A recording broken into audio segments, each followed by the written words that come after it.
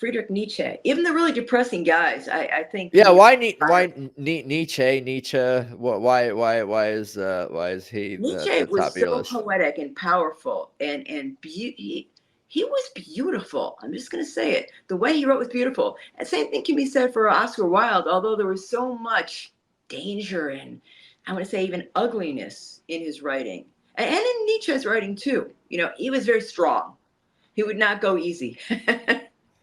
And I think he did that on purpose. I think he didn't want people to, well, even there's a quote. If I could access it accurately, I would quote him, but I can't accurately. I could summarize it for you. Basically, he says, yeah, this was in Thus Spake Zarathustra. Thus Spake Zarathustra. It's one of my favorite books of all time. Okay. And it's basically parables. And Zarathustra says, I wish to be read, some wish to be read by words. I wish to be read as in blood. I wish to be memorized. He said, I wish to be memorized. When I write, I wish to be memorized, not to be read. And so he was drawn to aphorisms. He was drawn to these strong statements that people just would be hung up on. People would be dazzled by.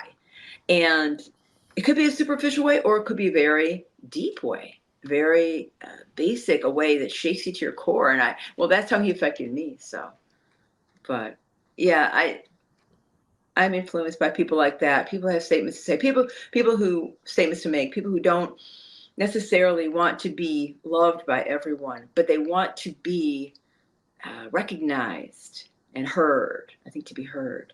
Those are the kind of people I love. Yeah. It seems like he had just so many, I guess, quotes. It's something. He's someone you seen quoted a fair amount. So it's like, I don't know. It's like some of the forebears to memes in a lot of ways. Like these dudes, like all these like ancient dudes. These Aphorisms, yeah. quotes are really just, they're all just like memes. And even like thinking about like political cartoons being such a part of history, always like those are just memes, and those are just like, another form of the court jester, as we were kind of talking about the role of the comedian. It's like it's just another form of that. Like it's always been a necessity in society. Yeah, I mean, you probably are familiar with Joseph Campbell and his, mythology and the journey of the hero, Right, a little the bit, yeah. storytelling, because you're a storyteller.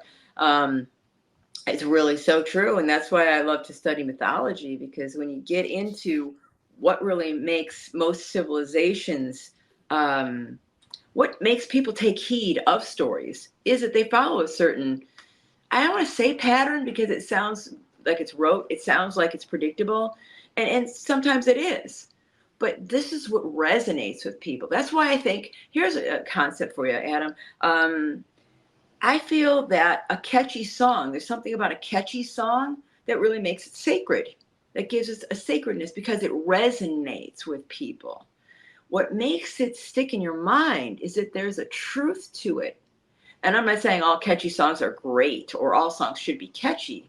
No, I'm just saying that that's an element that I think is underappreciated and kind of sometimes even trashed. Oh, that little ditty, doesn't have value. And complexity on its own, I think, has no value. Complexity within a certain framework where it has the music to it, it has some kind of a design, a grand design to it. That's where the beauty comes in. I think a lot of it is in the details Yeah. of whether it's a song or whether it's storytelling. Because I do agree, there's only like in traditional storytelling, there are certain archetypal beats or certain like Right. storytelling beats and acts and structural things, but it's Mm. in those details of when a character is at their lowest or facing a plot twist or an inciting incident or whatever, literary storytelling, screenwriting terms, dare I say, Oh, yeah. that one tends to adhere to. A lot of these beats do translate from story to story to story, but it's Right. in those details, in those moments, in those lines of dialogue, or those things that you hear or see, or the way the character looks or gives a certain expression.